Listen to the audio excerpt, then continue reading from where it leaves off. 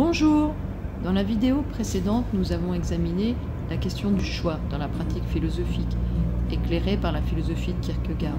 Dans cette vidéo, nous allons examiner la question « Qu'est-ce que se choisir ?»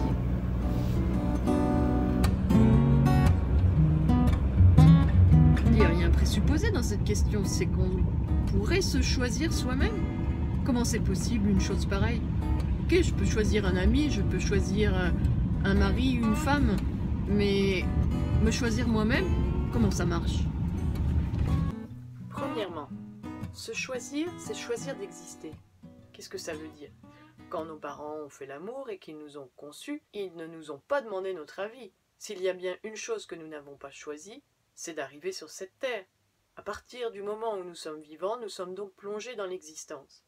Et nous arrivons dans un certain contexte. Nous sommes nés à telle époque, sur tel endroit de la planète, dans tel milieu social, telle famille avec son histoire. Et sur tout cela, on ne nous a pas demandé notre avis. Cette existence m'a donc été imposée. Mais comment puis-je donc choisir quelque chose que je n'ai pas choisi? Eh bien, Kierkegaard affirme que choisir exister, c'est être pleinement acteur de cette existence. Cela ressemble un petit peu, par exemple, à un rôle qu'on peut nous donner dans un travail de théâtre d'improvisation.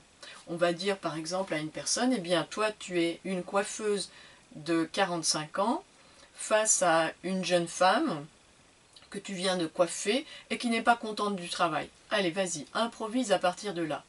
On voit bien que le cadre est imposé, mais qu'il y a une certaine marge de liberté pour improviser. Eh bien, c'est un peu pareil pour l'existence. Nous sommes incarnés dans un corps, plongés dans une situation bien particulière, et à partir de là, nous avons la liberté d'improviser. Donc nous avons une sorte de choix, incarner pleinement notre rôle, c'est le cas du stade éthique, ou bien l'incarner un peu à distance, c'est le stade esthétique dont j'ai parlé dans la vidéo précédente. Nous avons la liberté d'incarner pleinement notre rôle, mais nous n'avons pas la liberté de jouer n'importe quel rôle. Choisir, ce n'est donc pas choisir tout et n'importe quoi à partir de rien. Non, c'est choisir ce que nous sommes et ce que nous voulons être à partir de la situation dans laquelle nous nous trouvons. Deuxièmement, se choisir, c'est donc choisir la situation dans laquelle nous nous trouvons. Je ne peux pas décider d'aller combattre la Gaule, comme Jules César. Si je décidais une chose pareille, je ressemblerais à Don Quichotte qui s'en va combattre des moulins à vent en les prenant pour une armée. Non, mon existence s'inscrit dans un contexte bien particulier. Et ce contexte peut être très difficile. On peut penser par exemple à l'existence d'Etty Ilsum, qui était une jeune femme juive à Amsterdam lors de la Deuxième Guerre mondiale. Pourchassée par les nazis, cela n'empêchait nullement qu'elle donne un sens et qu'elle fasse un choix de son existence. Elle a eu par exemple la possibilité de s'échapper grâce à des amis, mais elle a choisi de rester et de partir en camp parce qu'elle pensait que là, c'est bien là que son existence prenait pleinement son sens, même si elle avait bien conscience du sort tragique qui l'attendait. Son champ des possibles s'est restreint, mais cela a donné d'autant plus de force et d'autant plus d'intensité à la liberté et au choix qu'elle a fait. Troisièmement, se choisir soi-même, c'est se choisir tel que l'on veut être à partir de ce que l'on est. Donc c'est non seulement choisir la situation, mais c'est être capable de nous retourner sur nous-mêmes et de nous accepter tels que nous sommes. Non pas l'image idéale de soi, mais accepter de regarder en face la part lumineuse et la part sombre, la grandeur et la petitesse de notre personne. Choisir, c'est donc aussi choisir ce qu'on a fait. On s'est marié, on a divorcé, on a choisi tel métier, et puis on l'a quitté. Tous ces choix constituent ce que je suis aujourd'hui. Lors d'une consultation philosophique, on va justement conduire la personne à se choisir elle-même, par un travail de questionnement. En général, on fuit la connaissance de soi.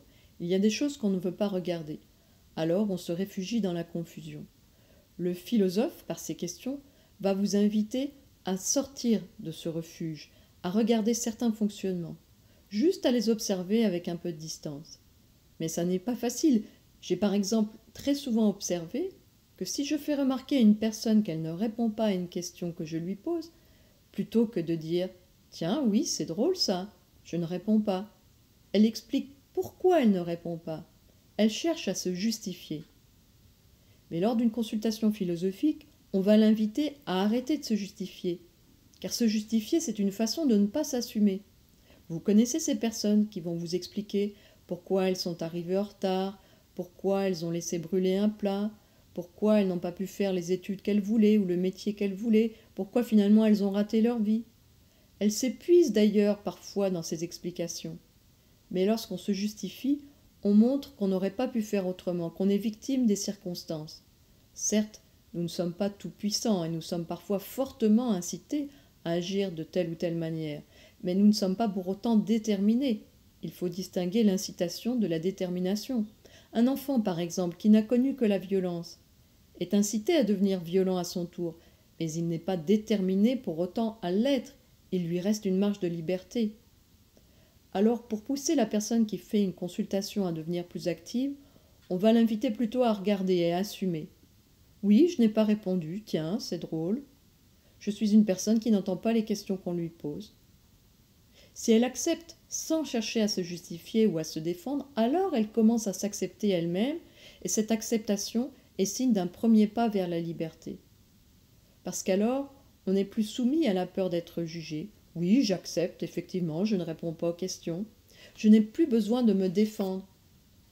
Celui qui est libre, ce n'est pas celui qui a besoin de se dissimuler, mais c'est celui qui peut se faire accepter tel qu'il est, avec ses parts sombres, avec ses erreurs, ses difficultés. Accepter, c'est encore admettre qu'on aurait pu faire autrement, mais on assume la voie qu'on a choisie. On l'assume non pas pour y rester enfermé une fois pour toutes, mais pour l'inscrire dans un projet qui a du sens. Parce que si j'assume, je me choisis, non seulement à partir de ce que j'ai fait, de ce que je suis, mais à partir de ce que je veux être. Se choisir, c'est donc non seulement choisir d'exister, choisir la situation dans laquelle nous nous trouvons, choisir ce que nous sommes, mais c'est aussi choisir ce que l'on veut être, choisir une certaine idée de soi-même, avoir un certain projet d'existence. Très concrètement, par exemple, si j'étais ingénieur et que je décide au bout de quelques années de devenir pâtissier, eh bien, c'est une certaine idée de moi que je porte, c'est-à-dire que je renonce au prestige social que représente le métier d'ingénieur, mais je décide de m'engager dans la passion. Je suis donc un être de passion qui accomplit ses rêves.